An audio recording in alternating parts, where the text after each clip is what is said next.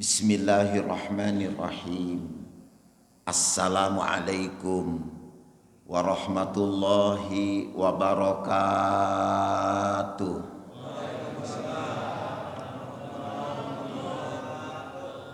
Alhamdulillahirabbil alamin.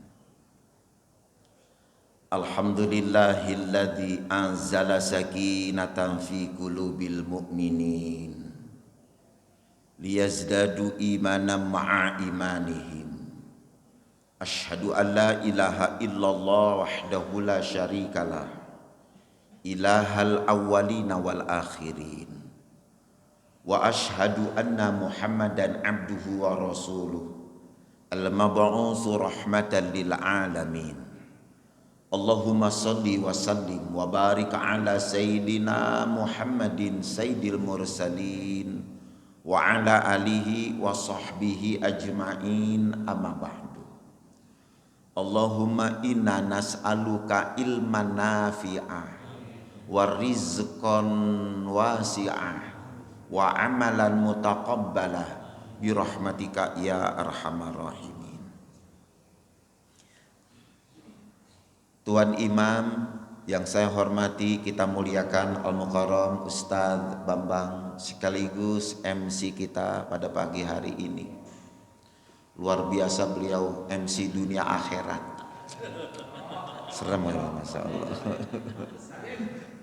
Juga yang sama-sama kita hormati Direktur Masjid Darul Rahman Ustadz Wahyu Ridwan, sekaligus penasehat masjidnya Bapak Ustadz Arif, Bapak Haji Arif, mohon maaf. Juga hadir tengah-tengah kita Direktur Mikangen, alhamdulillah, Mas Haji Markiat, semoga sehat panjang umur. Para sepuh, bini sepuh, alhamdulillah, bagian Ubudiyah Ustadz Reza, sehat Ustadz? Alhamdulillah, Masya Allah. Iya, salam, barakallah. Para sepuh, bini sepuh, orang tua saya, bapak ibu jamaah Masjid Jami Darul Rahman yang dimuliakan Allah Subhanahu wa Ta'ala. Alhamdulillah, pagi ini kita bisa hadir untuk satu tujuan yang mulia, di tempat yang mulia. Kenapa tempat yang mulia? Ada tempat-tempat yang memang harus kita kunjungi. 3 tempat Rasul sebutkan harus kita kunjungi. Jangan sampai ke New York nyampe, Jepang nyampe, 3 tempat ini nggak nyampe. Yang pertama Masjidil Haram di Makkatul Mukarramah, ini peringkat pertama nih. Yang kedua Masjid Madinatul Munawwarah yang menjadi makbarah Rasulullah Shallallahu Alaihi Wasallam, ini peringkat kedua tempat. Yang ketiga Masjidil Aqsa di Palestina, rada ribet kalau ke sono, kalau nggak punya koneksi yang kuat. Dan predikat yang keempat, Pak, semua masjid di muka bumi ini, termasuk Masjid Darul Rahman, di peringkat keempat. Alhamdulillah, ntar insya Allah masjid peringkat pertama, kedua insya Allah kita kunjungin, insya Allah. Tapi di mana ada rumah Allah, Allah menjanjikan alladzi barakna haulahu. Itu Allah menjanjikan alladzi barakna haulahu, Allah kasih keberkahan di sekitarnya. Kalau seandainya di sekitar ini Masjid Darul Rahman Allah kasih berkah, apalagi orang-orang yang masuk ke dalamnya. Masya Allah. Makanya begitu kita buka pintu, nanti kalau ada yang protes, Ustaz, orang marah-marah, ini Masjid Darul Rahman kenapa dikunci? Bukan dikunci, Pak, digeser begitu. Jadi tenang aja ngadepinya. Digeser, ada orang yang marah-marah, kacau, baru dipugar masjidnya, kok nggak bisa dibuka, digeser, Pak, begitu. Alhamdulillah. Begitu kita masuk, kita udah baca doa, Allahumma ftahli abwaba rahmatik, ya Allah bukakanlah pintu-pintu rahmatmu. Abwaba itu jamak, Kalau babun satu pintu. Tapi kalau abwab banyak pintunya. Kalau pintunya aja banyak, apalagi rahmatnya. Dengan satu rahmat Allah masuk ke dalam masjid, cukup buat modal kita hidup dari alam dunia sampai akhirat. Masya Allah. Karena alhamdulillah ini hari kita bisa hadir. Ibu, suara saya kedengeran enggak? Hah? Kedengeran enggak? Jujur. Bu, jangan adu dusta di antara kita. Kedengaran, Bu? Alhamdulillah. Insya Allah bertepatan semalam 27 Rajab. Semua ulama mufakat terjadinya dua peristiwa yang terjadi dalam waktu yang sama. Isra wal Mi'raj itu bertepatan jatuh di tanggal 27 Rajab. Usia Rasul saat itu Pak 50 tahun. Kurang lebih. Rasul diangkat menjadi nabi dan rasul usia 40 tahun. Begitu 10 tahun kenabian, turun peristiwa yang sangat luar biasa, Isra wal Mi'raj. Jadi saat itu usia Rasul 50 tahun. Isra berjalan malam hari, Mi'raj naik malam hari. Dua peristiwa yang terjadi dalam satu waktu. Nah, peristiwa Isra wal Mi'raj ini Pak, ini meneguhkan kita untuk pengen jadi seorang hamba. Karena salah satu keutamaan Isra wal Mi'raj adalah begitu tingginya predikat seorang hamba. Nah ini nih. Begitu tingginya predikat kehambaan di sisi Allah Subhanahu wa taala. Sayyid Qutb di dalam tafsirnya Fi Zilalil Quran itu nyebutin Bapak Ibu, yang disebut hamba itu baru Rasulullah Shallallahu Alaihi Wasallam. Kita ini baru umat, termasuk saya pribadi, Ustadz Bambang baru umat. Kita semua baru umat. Karena itu kita lagi ngejalanin proses biar masuk ke tingkat hamba. Sekarang kita lihat di dalam Al-Quran itu ada 3 surat disebutkan hamba itu merujuk kepada Rasulullah Shallallahu Alaihi Wasallam. Yang pertama di surah Al-Baqarah ayat 23. Di situ Allah berfirman, wa in kuntum fi raibim mimma nazzalna ala abdina fa'tu bi suratim mim mislih wad'u syuhada'akum min dunillahi in kuntum shadiqin. Jika kamu ragu terhadap Al-Quran yang kami turunkan kepada hamba kami, nah di situ disebut itu Muhammad Sallallahu Alaihi Wasallam, apa kata Allah? Buatlah satu ayat yang semisal dengannya, yang sama dengan Quran gitu maksudnya. Dan ajaklah penolong-penolongmu selain Allah. Jika kamu orang-orang yang benar. Di situ abdina merujuk kepada Rasulullah Shallallahu Alaihi Wasallam. Yang kedua, hamba itu merujuk kepada Rasul. Ini mah langsung tepat, yaitu surat Al-Isra ayat pertama tentang peristiwa ini. Subhanalladzi asra bi abdihi lailam minal masjidil harami ilal masjidil aqsa. Maha suci Allah. Allah menggunakan subhanalladzi. Alhamdulillah sarapan keluar. Terima kasih.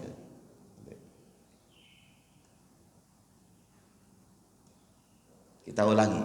Maha suci Allah yang memperjalankan hambanya Muhammad Sallallahu Alaihi Wasallam pada malam hari, lailan, pada malam hari dari Masjidil Haram ke Masjidil Aqsa. Abdihi di situ Rasulullah Sallallahu Alaihi Wasallam. Ini yang ketiga, Bu. Bu.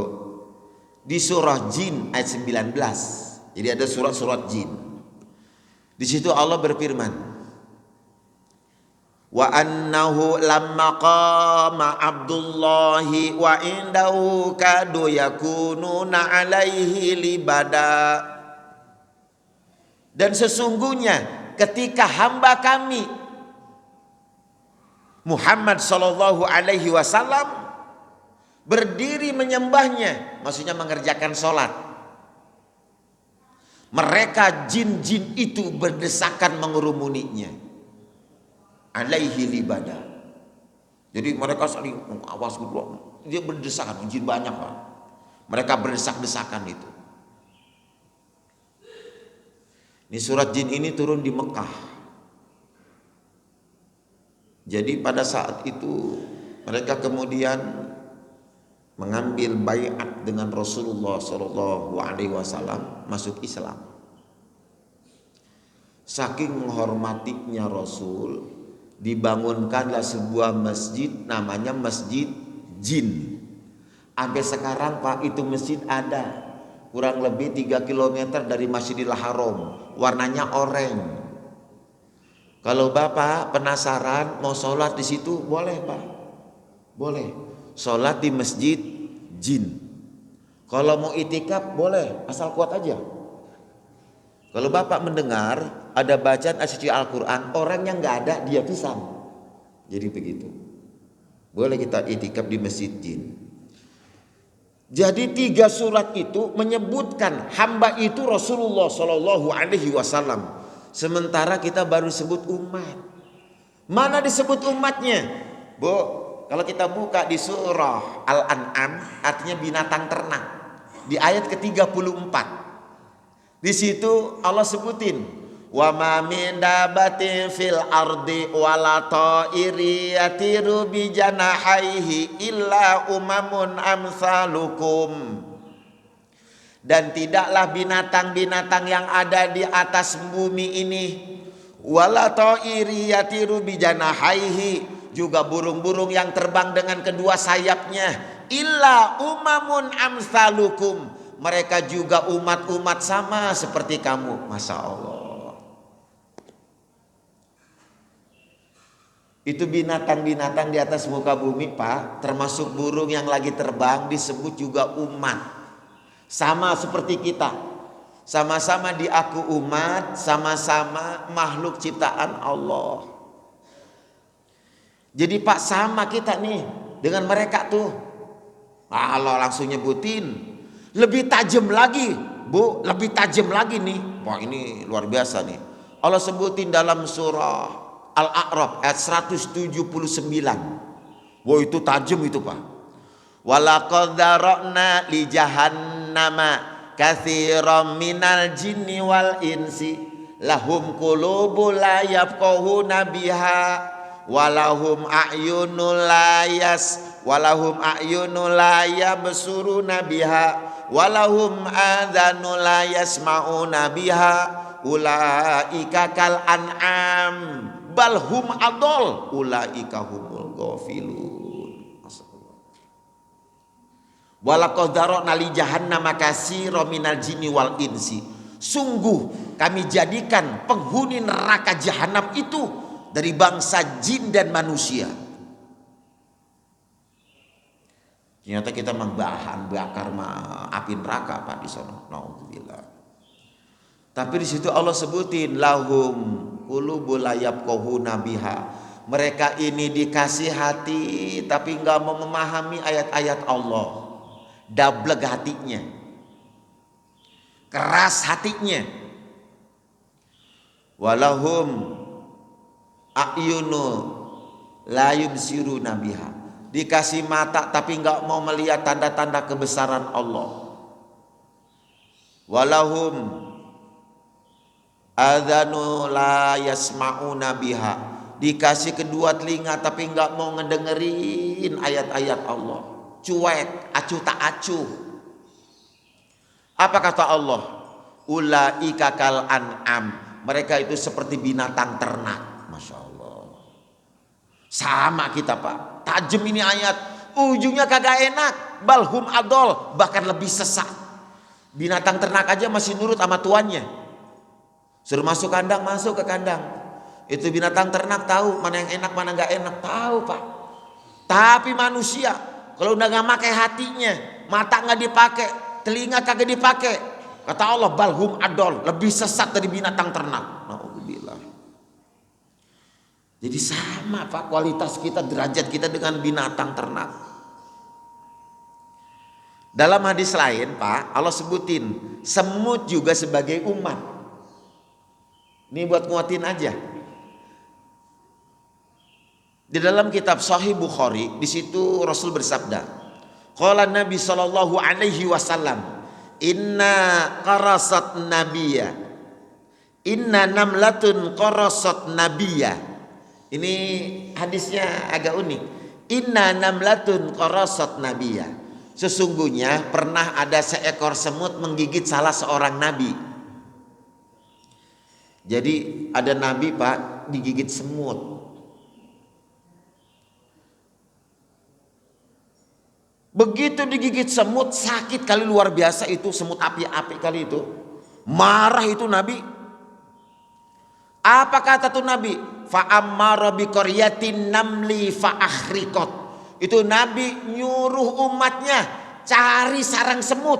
Kalau ketemu ancurin, bakar fa akhriqat. Bakar tuh sarangnya. Masya Allah.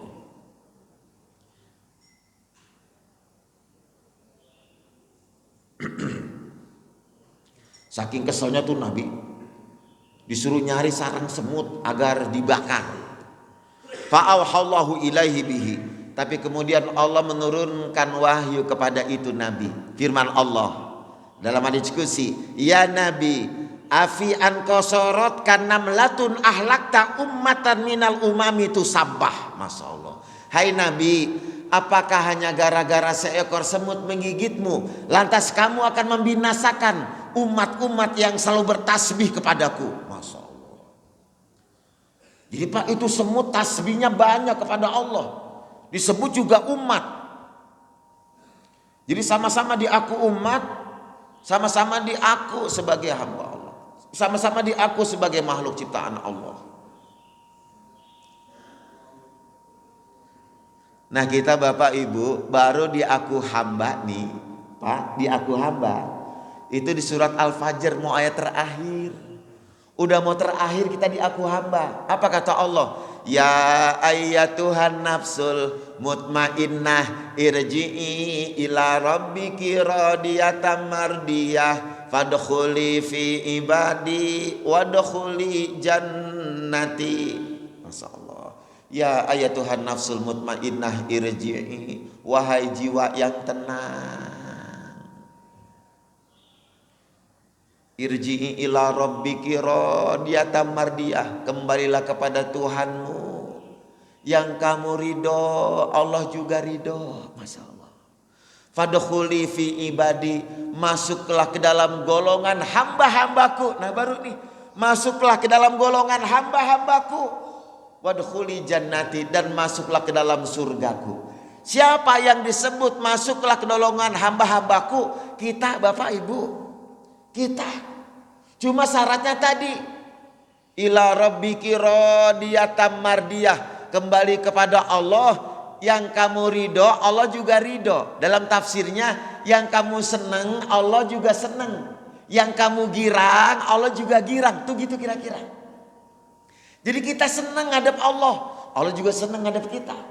Kenapa? Ada proses kita jalanin. Mana prosesnya? Kita udah mau ibadah, datang ke masjid, itu kita lagi Isra, kemudian kita sholat, kita mi'raj. Kata Rasul, as-sholatu mi'rajul mu'minin. Sholat itu mi'rajnya orang-orang beriman. Jadi kalau kita sholat, kita lagi naikin kualitas umat kita untuk menjadi seorang hamba. Itu maksudnya. Makanya kata Allah, fadkhuli fi ibadi, masuklah ke dalam golongan hamba-hambaku. Cuma syaratnya tadi, Pak, kalau kita mau ibadah kita kudu seneng. Datang ke masjid walaupun dingin, seneng. Seneng, kenapa? Kita mau berjumpa dengan Allah. Mohon maaf, kita diundang sama camat, dapat sembako, seneng. Kita diundang sama Pak Wali Kota, dapat hadiah, seneng. Diundang sama gubernur, seneng. Diundang sama presiden lagi, seneng. Jadi seneng. Panggilan azan itu panggilan Allah, undangan Allah. Kita seneng, Pak. Maka Allah juga seneng sama kita. Radiyatam mardiyah. Karena itu Pak, saya punya guru nih. Tanda orang seneng, Bu. Tanda orang seneng itu ada 3. Yang pertama, mau makan apa aja enak. Itu tanda orang seneng. Mau makan apa aja enak. Makan yang pedas enak. Makan yang asem-asem enak. Seneng. Mau makan apa aja enak, Pak. Lontong, seneng. Karena seneng enak. Tahu enak udah seneng. Ini kangen apalagi, Masya Allah. Lagi kita tungguin gitu. Masya Allah. Oh, Pak Jarif lontongnya ini. Alhamdulillah, berkah Pak Jarif. Masya Allah. Seneng, Pak. Apalagi yang berkhidmat buat masjid nih, bikin lontong, goreng tahu, Masya Allah. Ajib itu. Masya Allah. Orang yang berkhidmat untuk rumah Allah itu, Masya Allah. Mau minum apa aja enak. Air putih enak. Apalagi teh. Apalagi susu. Masya Allah. Kenapa? Orang senang itu mau makan apa aja enak. Mau minum apa aja enak. Itu yang pertama. Yang kedua, tanda orang senang. Ketawanya lepas, senyumnya enak. Itu begitu. Jadi Pak, tanda orang senang itu dia ketawa, ketemu sama teman di masjid, alhamdulillah ketawa. Tapi berdua ketemu ketawa. Jadi tanda orang senang itu Pak, ketawa. Tapi kalau kebanyakan ketawa juga bahaya. Ntar jalan ke masjid pulang ketawa aja itu Mas Haji Markiat. Wah, ini orang sakit ini. Jadi tanda orang senang itu ketawanya lepas. Bu, orang sakit bisa ketawa enggak? Karena itu Rasul nyuruh kita kalau ngedengar saudara kita sakit besuk. Kenapa? Biar dia ketawa. Begitu ketemu dengan kita nih, udah 5 hari dia nggak kelihatan di masjid. Kata Ustadz Bambang, kata Ustadz Haji Markiat, kata Pak Haji Arif, penasihat IKM, kita jenguk yuk nih jamaah kita, udah lama nggak kelihatan. Sakit saya dengar dari Bu Ida, ayo kita ke sono. Ketemu, ya Pak Haji Arif, tawa dia. Itu Pak obat penyembuh paling luar biasa. Ketawa itu, senang dia. Alhamdulillah, saya dibesuk. Dia girang banget, senang. Itu obat Pak. Belum dia minum obat, dapat obat duluan. Kenapa? Kita datang. Itu belum doa loh, belum doa. Itu baru kita datang, dia udah bisa senyum. Itu obat paling manjur itu. Karena itu bikin orang ketawa besar pahalanya, jangan main-main. Bikin orang senyum itu besar pahalanya. Bahkan sampai kata Rasul, tabassumuka fi wajhi akhika sodakoh. Senyum di hadapan saudaramu itu sedekah. Makanya senyum itu tanda orang senang. Ketawa itu tanda orang senang. Di Jepang Pak, tahun 2013 Pak, itu bikin sekolah ketawa. Di Jepang itu ada sekolah ketawa. Dan mahal itu Pak, masuk sekolah ketawa. Mahal. Dan ternyata muridnya 40 tahun ke atas semua. 40 tahun ke atas. Bu, di Jepang ada sekolah ketawa. Ibu buka YouTube dah, ada. Sekolah ketawa di Jepang, ada itu. Masuk ke ruangan dia ketawa bokak gitu, Masya Allah. Jadi ternyata itu obat Pak. Gak main-main itu. Sampai Rasul ngajarin tabassumuka fi wajhi akhika sodakoh. Gak main-main itu. Jadi tanda orang yang kedua itu gampang senyum, gampang ketawa. Hatinya jembar, hatinya lapang. Tanda orang senang yang ketiga nih, bergerak. Aktivitasnya banyak. Kita dari rumah ke masjid itu bergerak, udah olahraga kita. Belum lagi sholat, gerakan takbir, gerakan ruku. Makanya orang bergerak itu sehat Pak. Tandanya dia seneng. Ibu-ibu kalau pengajian saya perhatiin, itu kan pergerakannya luar biasa. Udah apa namanya? Khusyuk. Baca surat Yasin. Bismillahirrahmanirrahim. Yasin wal Qur'anil Hakim. Innaka laminal mursalin ala siratim mustaqim. Begitu terakhir nih. Kun fayakun.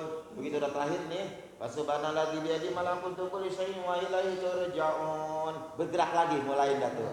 Bismillahirrahmanirrahim. Qul huwallahu ahad, Allahu samad, lam yalid wa lam yulad wa lam yakul lahu kufuwan. Terus begitu. La ilaha illallah, mulai bergerak lagi sampai kaki la ilaha. Bergerak terus. Itu sehat itu berarti. La ilaha illallah. Lama amat ya la ilaha. Bu, orang banyak bergerak itu sehat. Jangan semurat. Ibu jalan aja udah sehat udah. Jadi tanda orang sehat itu begitu. Makanya sholat itu Pak, itu diteliti oleh dokter Jepang itu mengandung kesehatan yang sangat luar biasa. Jadi kita kembali sekarang. Jadi Pak, rodiyata mardiyah itu kita senang. Pokoknya bawa senang aja hidup ini. Ketika kita ibadah senang, insya Allah nggak jadi beban. Kerja juga begitu. Kalau kita bawa senang, insya Allah nggak jadi beban. Hidup rumah tangga begitu Pak. Kalau kita bawa senang, insya Allah nggak jadi beban. Bini cerewet, bawel, udah jelek, bawa senang aja udah. Bawa senang. Saya doain, saya doain bini bapak cantik, solehah. Jadi kalau punya bini cerewet, bawel, jelek, rendebek dikali. Ya, Ibu sabar. Ibu juga begitu. Bu, bawa senang aja. Ibu punya suami cerewet, bawel, pelit, jelek lagi, apes. Ibu bawa senang aja, bawa senang.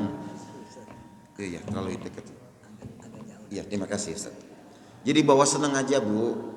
Bu, bawa senang aja. Bagaimanapun suami kita itu benteng api neraka kita. Mau lagu apapun ibu, ada suami, ibu tenang, ibu senang. Kenapa? Ada benteng api nerakanya. Kalau nggak ada suami berat Pak, langsung berhadapan dengan api neraka. Berat. Makanya yang rada-rada janda cepet-cepet yang suami. Bu, maafin. Jadi bagaimanapun suami kita itu benteng api neraka. Saya doain ibu punya suami ganteng, solehah, baik sama ibu, dermawan sama ibu. Nah, jamaah rahimakumullah, itu luar biasa Pak Rasulullah Shallallahu Alaihi Wasallam. Sampai di dalam beberapa keterangannya itu menjelaskan seperti itu. Makanya kenapa Rasulullah kalau ibadah itu gembira, senang. Ketemu dengan para sahabat-sahabatnya itu, Rasul itu girang, senang, Masya Allah. Jadi itu yang pertama Pak. Bu, tingginya derajat kehambaan. Sekarang yang kedua, peristiwa Isra wal Mi'raj itu menambah keyakinan Rasulullah Shallallahu Alaihi Wasallam termasuk kita umatnya. Jadi dampaknya itu kepada umat. Karena emang peristiwa Isra Mi'raj Pak, kalau diukur sama akal kita kagak nyampe. Cuma iman yang nyampe. Cuma iman Pak yang nyampe. Rasulullah tahu ada surga dan neraka, sudah sampai ayat itu kepada dirinya. Tahu Rasulullah ada surga, ada neraka. Tapi kan Rasul belum pernah ngelihat bagaimana surga, bagaimana neraka. Itu yang disebut ilmal yakin. Ilmal yakin itu mengetahui tapi belum pernah ngelihat, itu ilmal yakin. Tapi begitu Rasul dimi'rajkan, diperlihatkan Pak tentang neraka dengan segala isinya, tentang sorga dengan segala keisinya, ngelihat dengan kepala, dengan mata kepala langsung. Rasul ngelihat, baru Rasul ainul yakin. Masya Allah. Apa ainul yakin? Ngelihat langsung dengan mata kepala sendiri. Bagaimana sorga dengan segala keindahannya. bagaimana neraka dengan segala kesengsaraannya dan azab-azabnya. Baru Rasul ainul yakin, baru Rasul yakinnya luar biasa. Begini neraka, begini sorga, masya Allah. Rasul bu masuk ke dalam sorga, dikawal malaikat Ridwan, itu masya Allah. Apa Rasul minta tinggal di sorga? Kata malaikat Ridwan, ya Rasul, udah di sini aja, nggak usah turun lagi ke alam dunia. Ngapain begitu? Ngapain ke alam dunia capek-capek? Apa kata Rasul? Aku punya umat, aku punya umat, aku pengen mereka semua masuk ke sini gitu. Pak, itu tanggung jawab Rasul, nggak main-main loh. Kalau Rasul saat itu minta, ya Rob, tinggal aku di sini saja, udah kelar urusan, kelar Pak, kelar. Nggak ketemu lagi udah para sahabat yang lain. Tapi Rasulullah enggak. Karena itulah Rasulku udah di surga. Kata malaikat Jibril, keluar Rasul. Iya Jibril, ya Rasul. Ada satu lagi ini. Kenapa? Rafraful afdal. Sidratul muntaha. Kalau Rasul saat itu enggak keluar Pak, kelar urusan. Tapi Rasul keluar, maka Allah perintahkan malaikat Jibril bawa. Cuman malaikat Jibril nggak sanggup, ya Rasul. Cuma sampai sini saya sanggup ya. Saya nggak sanggup ke Rafraful Akhdar, Sidratul Muntaha. Kenapa? Kalau kau aja nggak sanggup, ya Jibril apalagi aku. Engkau atas izin Allah undangannya luar biasa. Kau kan tercipta dari cahaya. Rafraful Akhdar itu cahaya yang sangat luar biasa. Iya, itu terbuat dari, tapi cahayanya beda. Aku bakal hancur lumer kalau berhadapan dengan ars hingga sana Allah. Itu baru ars doang, Masya Allah. Dan nyerah malaikat Jibril. Aku gak sanggup, silakan ya Rasul. Lah langsung datang. Dalam ketika Mi'raj itu berjumpa langsung dengan Allah, sebenarnya begini, begitu. Begini. Disitulah Rasul menerima perintah amanah yang sangat luar biasa, yaitu perintah sholat. Karena itu Pak, nggak main-main perintah yang kita lakonin sekarang ini, nggak main-main perintah sholat itu. Jangan anggap remeh, jangan sekali-kali anggap remeh. Makanya kalau ada panggilan azan Pak, sekalipun kita belum bisa tepat waktu mengerjakan ibadah sholat, minimal ada kalam kita di hati, ya Allah, panggilanmu telah dikumandangkan ya Allah. Sama ada kewajiban yang belum bisa saya laksanakan, maafin ya Allah, saya akan laksanakan ya Allah, tapi nggak bisa tepat waktu, begitu Pak, minimal. Terus tingkat wali itu begitu, minimal ada bahasa dulu. Bu, ibu lagi sibuk nih, azan dari Masjid Darul Rahman udah berkumandang, ibu ngomong dulu, ya Allah terima kasih panggilan sudah dikumandangkan, cuma belum bisa tepat waktu ya Allah, lagi masak ini ya Allah, begitu. Nanti saya akan laksanakan ya Allah, walaupun belum bisa tepat waktu, begitu Bu. Jadi ada dialog dulu sama Allah, ada dialog. Allah itu dekat, jadi gak usah takut. Ada dialog dulu, jadi ntar dimaklum. Begitu pas kita saatnya udah menghadap Allah, alhamdulillah. Cuma memang Pak, keyakinan kita nih, karena emang kita belum pernah ngelihat langsung, nggak seperti Rasulullah Shallallahu Alaihi Wasallam. Makanya begitu turun Mi'raj, kenapa terkadang Rasul sampai nangis kalau lagi sholat sampai sesenggukan, karena emang udah ngelihat bagaimana pedihnya neraka. Tapi juga terkadang Rasul saking girangnya udah ngelihat bagaimana indahnya surga. Cuma dimaklum sama Rasul, untuk umatku nanti barangkali untuk sholatnya juga macam-macam modelnya, begitu. Rasul udah tahu. Rasul udah tahu Pak. Karena itu gerakan takbiratul ihram aja ada 3 hadisnya. Itu gerakan takbiratul ihram. Idza rufi'al yadain, apabila kau mengangkat tangan, hadwa mankibaihi, atas bawah, hadwa mankibaihi. Ada yang had udhunain, ada yang hadwa mankibaihi, sejajar dengan bahu. Itu betul Pak. Ada orang yang takbir hadza mankibai, betul. Udhunain, betul. Allahu Akbar, betul. Ada yang sosok ke sini. Allahu Akbar. Kagak mau katakan pisan. Allahu Akbar. Gitu doang. Allahu Akbar. Gimana Ustaz? Sah nggak sholatnya? Sah. Cuman kagak dapat pahala angkat tangan, begitu. Dalam kitab Majmu' yang dikarang oleh Imam Nawawi, idza rafi'a yadain. Pokoknya angkat tangan, mau begini, mau begini, mau begini. Betul, yang diangkat tangan, jangan gini doang. Sebab angkat tangan sunnah. Tapi Allahu Akbar rukun. Allahu Akbar rukun. Nggak boleh ditinggal. Itu Bu, Pak, itu sholat. Terkadang kalau kita banyak lupanya di waktu kita mengerjakan sholat, ya itulah dimaklum sama Rasulullah SAW. Kan itu Rasul juga ngajarin.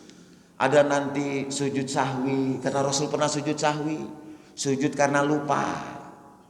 Karena itu kenapa kalau imam salah bacaan suruh bantuin, salah imam gerakan suruh kita negor dengan subhanallah, dia atur sama Rasul. Karena memang dalam sholat juga kita pasti banyak lupanya.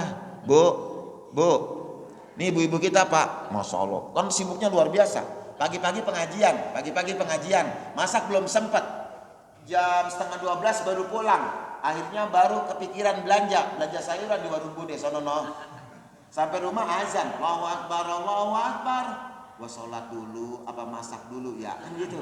Sholat dulu, masak dulu ya. Ibu beli kentang gede-gede, belum lagi sayuran yang lain. Akhirnya ibu punya pilihan, cakep, sholat dulu dan ntar baru masak.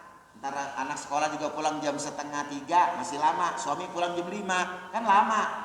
Akhirnya ibu sholat dah. Allahu Akbar, ghairil maghdubi alaihim waladdallin. Aman. Bismillahirrahmanirrahim. Gancangan dikit. Inna atainakal kautsar, fasholli lirabbika wanhar, inna syani'akal abtar. Allahu Akbar. Baru kebayang sama kentang. Ono kentang diapain ya? Ono kentang diapain ya? Apa diperkedel? Apa bikin sambal kentang? Sami Allah gimana? Lagi sholat bikin kentang. Mau diapain lo kentang? Mana gede-gede banget lo kentang? Apa buat nempongin suami? Ya, buat nempongin suami. Masya Allah, modelnya kita tuh kayak begitu. Lagi sholat mikirin apa aja ya Allah. Karena Rasul itu maklum, kita boleh jadi bisa seperti itu. Makanya ada orang saking husuknya lupa jumlah rokaatnya. Saking husuknya jumlah rokaatnya lupa. Udah 3 rokaat apa 4 rokaat ya? Udah 3 apa 4 ya? Itu sholat mikirin jumlah rokaat 3 apa 4 ya? Kayaknya 3, kayaknya 4 dah.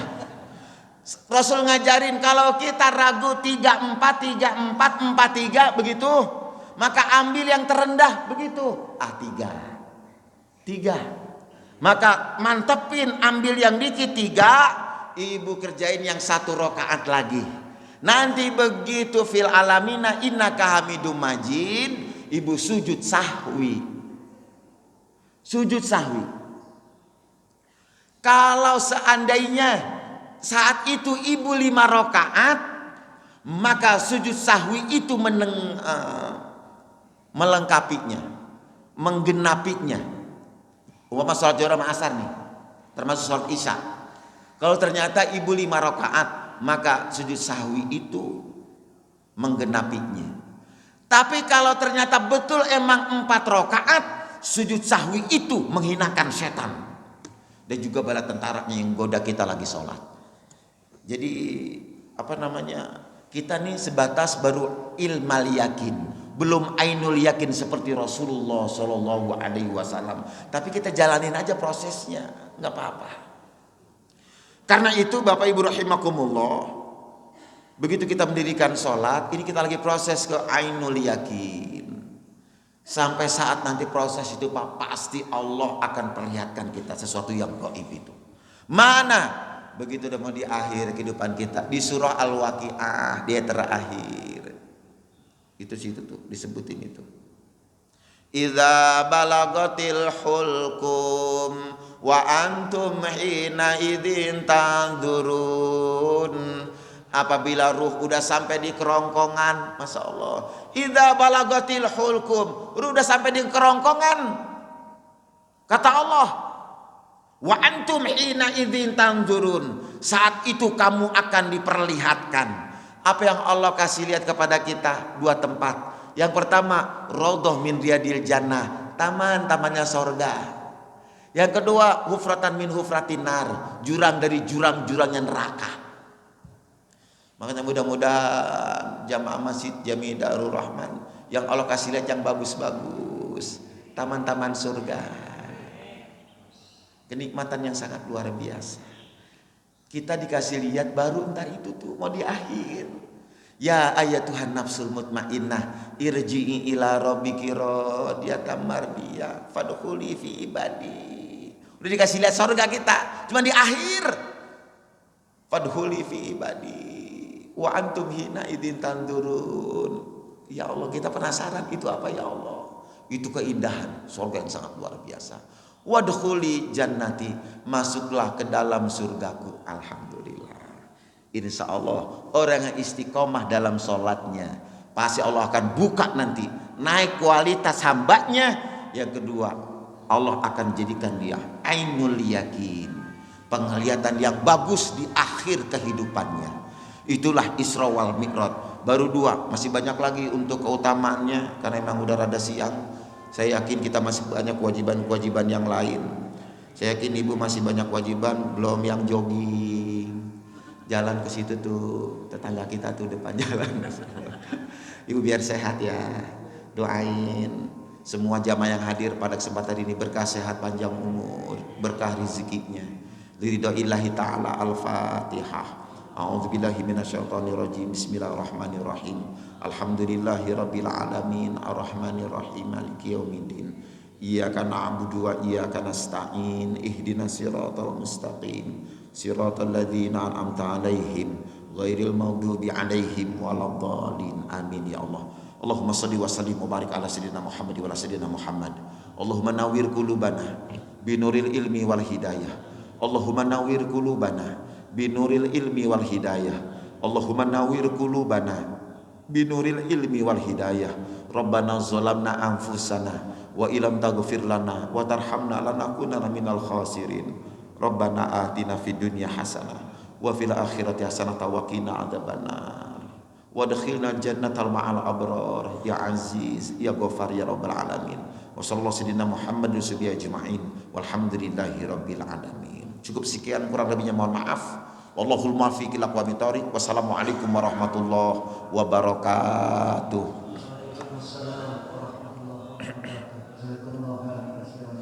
Terima kasih kita sampaikan kepada Bapak Kiai Haji Nurman Kasadi yang telah berkenan memberikan khutbah sangat kepada kita pada kesempatan alim subuh di akhir bulan Rajab Ahad dan 28 Rajab 1440 Hijriah. Mudah-mudahan apa yang tadi juga sudah disampaikan